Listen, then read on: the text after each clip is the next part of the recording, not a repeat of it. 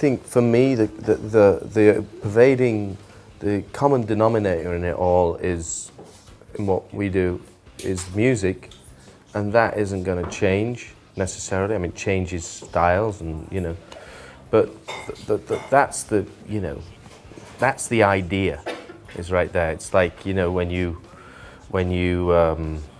for me anyway, it's like falling in love with a beautiful girl for me, and there are many beautiful girls walking past me in the street, but then it's like boom, you see the one, and then that's it, and it's those ideas that make for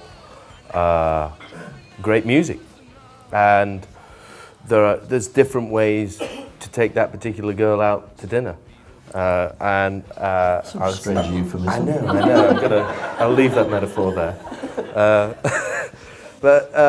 So I don't think it's really, for me, I can only speak from our experience, from my experience.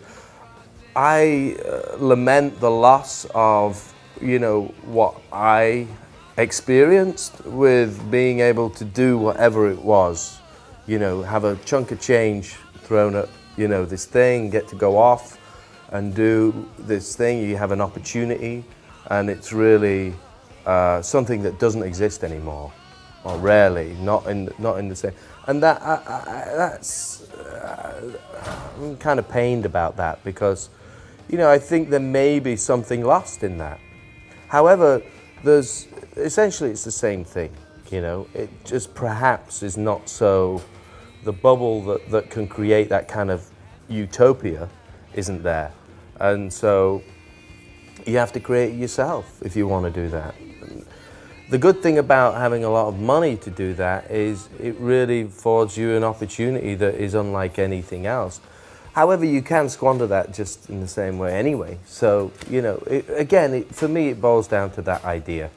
And that's not going to change, I don't think. And the capturing of that is going to alter, as technology alters. And technology is always altering, has been here. Recording music is a fairly new concept. It's not really been around that long. But the idea of a song has been around since, Neolithic times. This is how we pass information along, and this is all what we're here for, is about, sharing in something, whether it be this or whether it be, a folk tune or whatever it is, or a rap song or anything. It's a form of experience that we share, and I don't think that's going to change, personally. Somebody said the other day about Thelonious Monk was asked who he listens to, and he said, I listen to all music. And he said, the interviewer said, what, even country and western music? And he turned around and said, is he deaf or what? Because, I listen to all music too. I think it's very difficult to say. I mean, I can be specific, but I hear things all the time.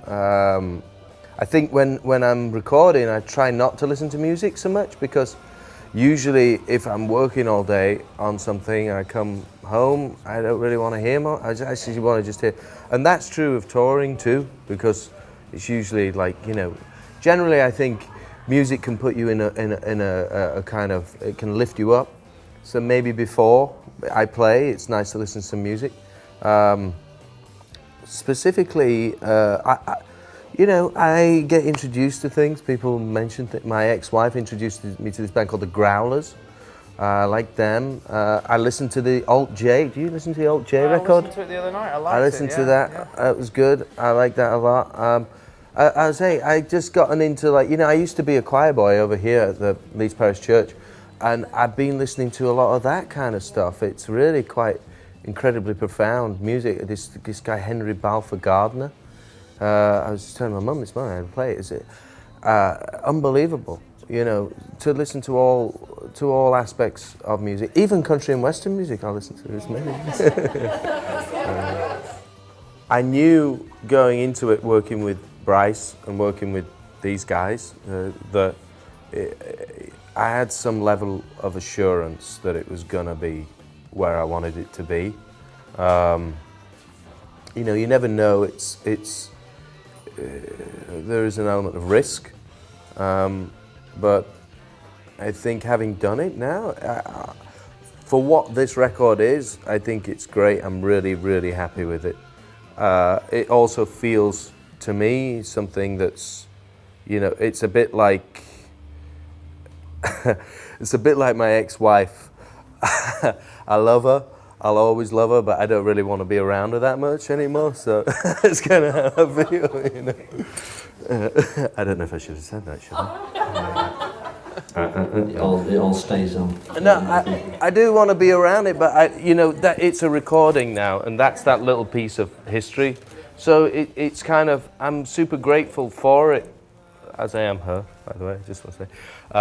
And it's just something that is that time, but for what that is of that time, I'm super happy with it, super happy. Which I can say about the first 2 records we did. I can't really say that about the 3rd record. It's always been a little bit of a bugbear for me that you know, creatively there was a sense of, you know, there were things that were, you know, forces at work that were not necessarily copacetic with making a great record. I've always tried to make great records, the ones that I've released.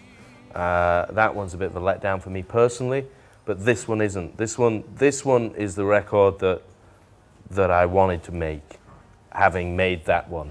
So you know, I couldn't be happier with it right now, but I want to make another one. That's just me. And what do you think the opportunities are now to be going and making another record? I mean, you know, I mean, is it as easy now as going and making it, considering that you've taken 2 years to make this one? Well, you know, the more success you have, the easier it becomes to do that and be more prolific as a result in terms of work. But for us, it's, you know, we, you know, dug ourselves a bit of a grave in 2001, and getting out of that is hard work.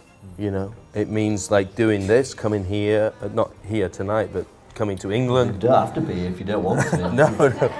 No. But I mean, coming to you know, coming back to play here, it's a great opportunity, but it's also like we have to prove that we can do it still and function. You know, actually get up and play.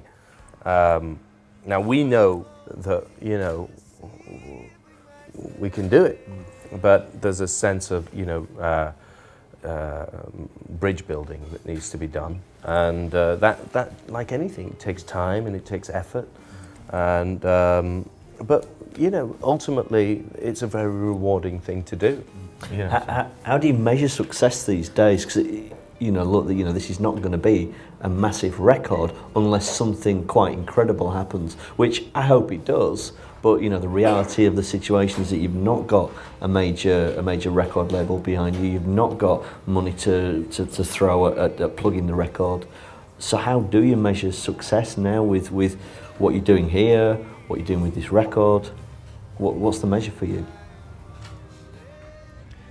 I guess right now it's just if it provides us with an ability to make another one, you know. I'm not looking too far beyond that, just given all the aforementioned restrictions and new technologies and stuff. As one door closes, namely retail and CDs, you know, another one opens with our concert that we're doing for Stage It and for the David Lynch Foundation. You know, we have an opportunity to reach a lot of people in a way that perhaps a CD in a store like Tower Records or HMV of old wouldn't. You know, those, you can look back on those days and be like, oh, wasn't it great when blah, blah, blah, but you know, the truth is that they have pitfalls and problems of their own. You know, I remember going out with Spacehog and bands before Spacehog, and you know, you'd be working on a record for 2 years and you'd play a show with someone like Preston and it was nowhere to be seen in the stores. It's like, you know, at least with this record, people can just access it immediately and they can hear it, even if they're not paying for it. They can at least hear it. And and know what we're all about. So, you know, it's not all bad. It's just different. Being able to, get to play music at the end of the day, it's pretty successful, I think, in whatever context. Only because of the way that reflects in my life and who I am. Being there's a lot of very miserable rich people, So whether it comes to financial, well, it depends what kind of success you're talking about. For me now, really, really is success is having an impact, a shared impact with somebody else in that kind of communion, of music and being a part of that. And if that's with you, what you said when we started this conversation about, well, I gave it a listen, wasn't sure, but then, that's success right there. You know what I mean? Because you and I, we have this thing, and now it's yours too. That's purely yours, and also, you know what I mean? So absolutely. So I was just having a moment, mate. No, thank you. No, I'm not being. No, stop laughing. I'm not being facetious. Fucking hell. Thank you. That was really lovely. There's a real. I think there's the earth is true, and it really is connected to the people of Yorkshire, and so it's good to be here and for you to be fanning those flames. So thank you for bringing. Thank you. Yeah. It's been nice, hasn't it? Yeah, it's all right, isn't it? Yeah. So we're having a chat. Thank you. Listen, thank you. Johnny Cragg, Royston Landon, Spacehog.